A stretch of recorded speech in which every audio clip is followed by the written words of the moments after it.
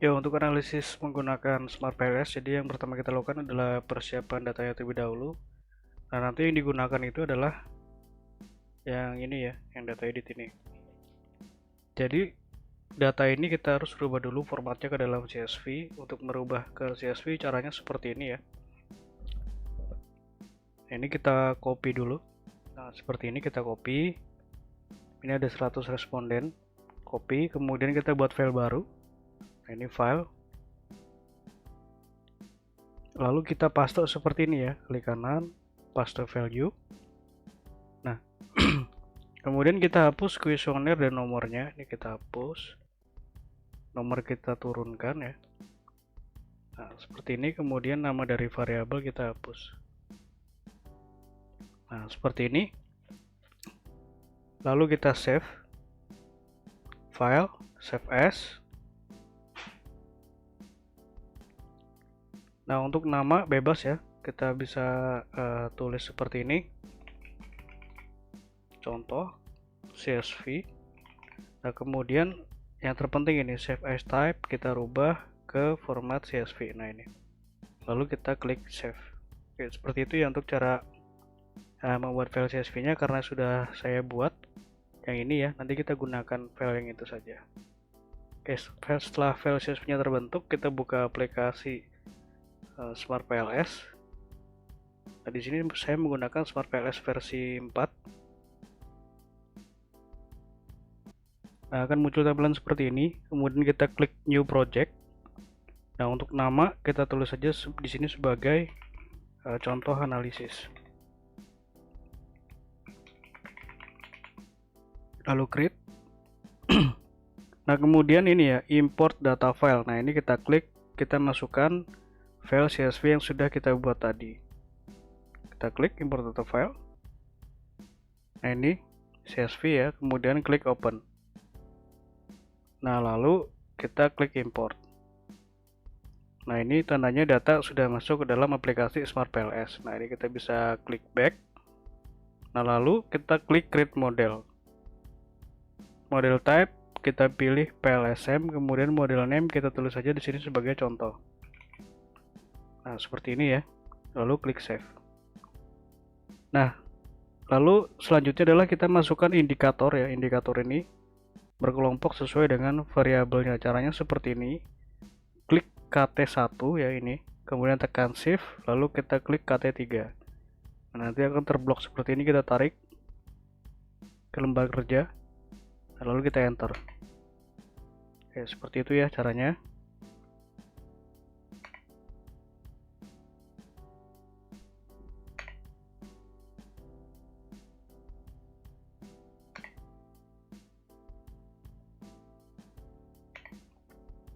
Oke, lalu kita susun sesuai dengan hipotesisnya. Nah, tapi sebelum itu bisa juga kita beri nama terlebih dahulu. Nah, untuk penamaan variabel kita bisa seperti ini ya, kita copy saja dari Excel. Nah, ini tinggal kita double klik, paste. Nah, seperti ini ya, apply.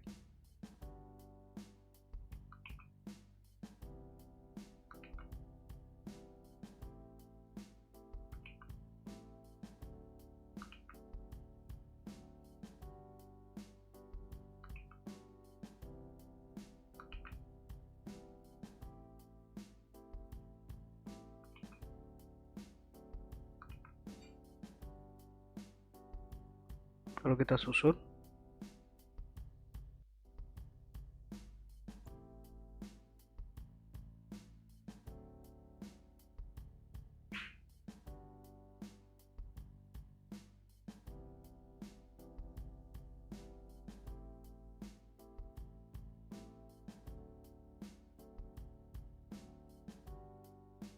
kita hubungkan dengan menu connect ya, kita klik.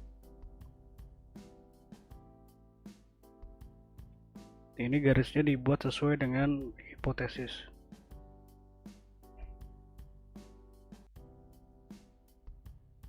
Oke, setelah seperti ini bisa kita save. Nah, ini bisa kita lakukan analisis. Nah, yang pertama kita lakukan adalah pengujian ini ya, pengujian outer model. Jadi outer model ini nanti ada beberapa pengujian. yang saya jelaskan sembari kita analisis. Yang pertama adalah pengujian PLS algorithm. Jadi PLS algorithm di sini ya. Nah, di sini nanti kita menguji ini semua. Caranya klik calculate, kemudian kita klik PLS algorithm, lalu start calculation. Nah, akan muncul tampilan seperti ini. Nah, ini hasilnya bisa kita save ya.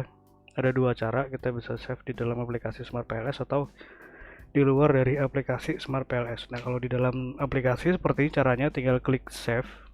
Kita beri nama sesuai dengan tahapannya. Karena ini adalah PLS algorithm, kita tulis sebagai PLS algorithm. Create.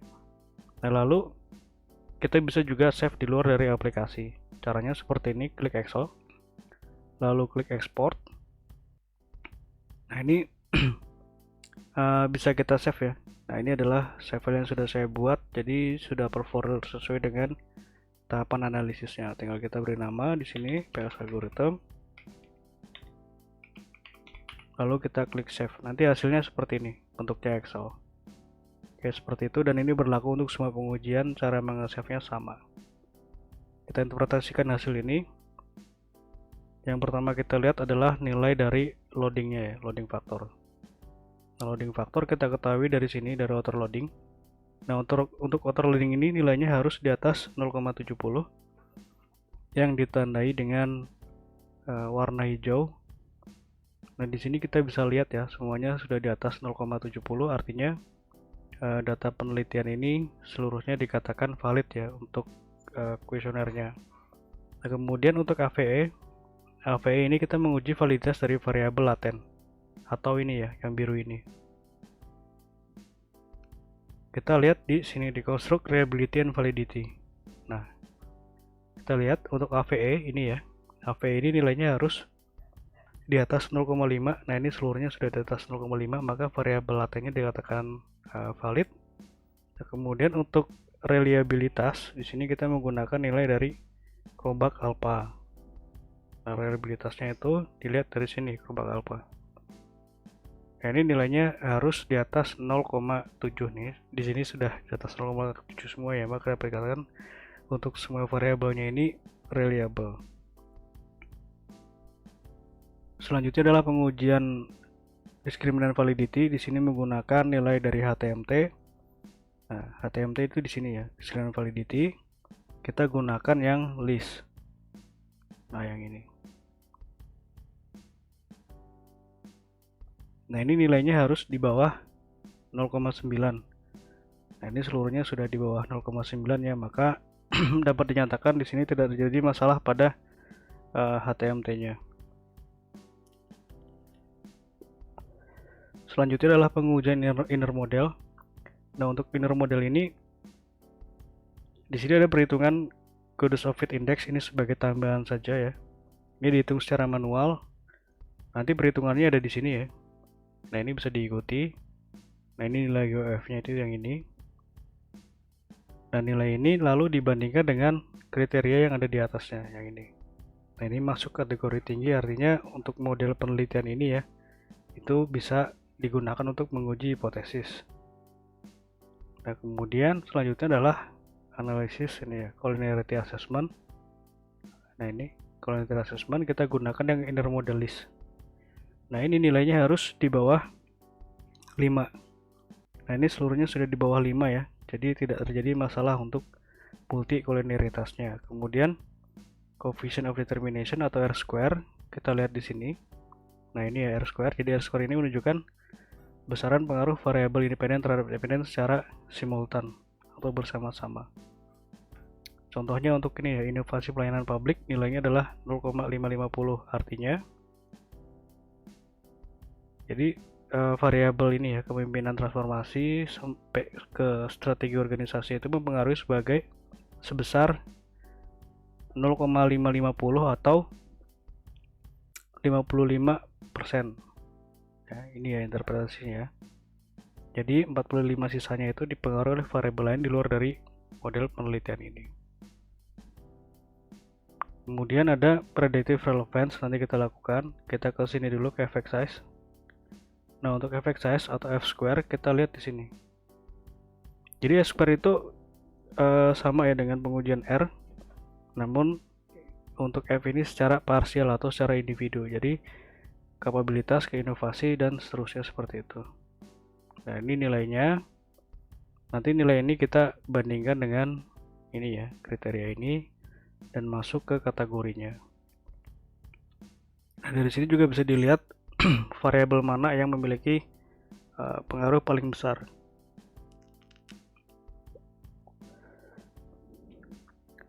Nah, untuk pengujian ini ya, predictive relevance atau Q-quadrat, caranya seperti ini. Ini kita back dulu.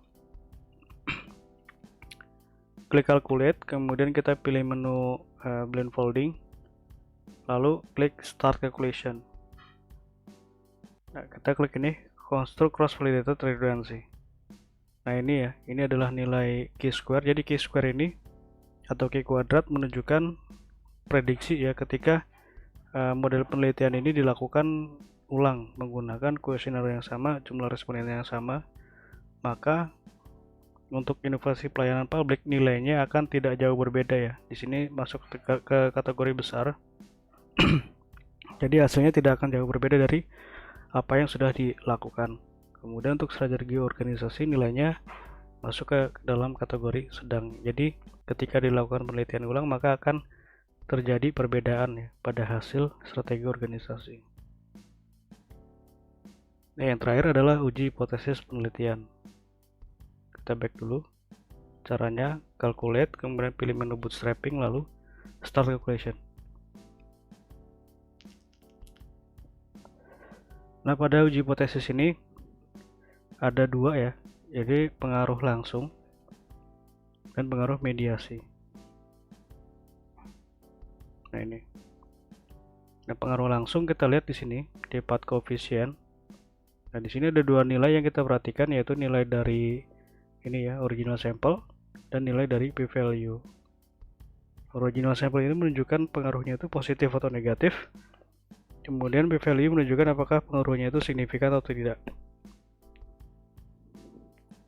Nah, di sini dapat dilihat untuk semuanya itu memiliki nilai positif ya, artinya berpengaruh positif signifikan dilihat dari p-value-nya. P-value-nya lebih kecil dari 0,05. Jadi seluruh hipotesisnya untuk pengaruh langsung ini diterima. Nah, kemudian untuk yang mediasi kita lihat di sini specific indirect effect. Nah, kita menguji apakah strategi organisasi ini mampu memediasi ya pengaruh variabel independen terhadap dependen. Nah, kita lihat semuanya memiliki nilai positif, artinya strategi organisasi ini mampu memediasi ya secara positif dan signifikan karena p-value-nya lebih kecil dari 0,05. Di sini juga sudah saya serahkan rangkumannya ya, kesimpulan dari pengujian di atas. Nanti bisa dilihat dan ini sudah ada lampirannya. Oke, sekian untuk pengujiannya. Terima kasih.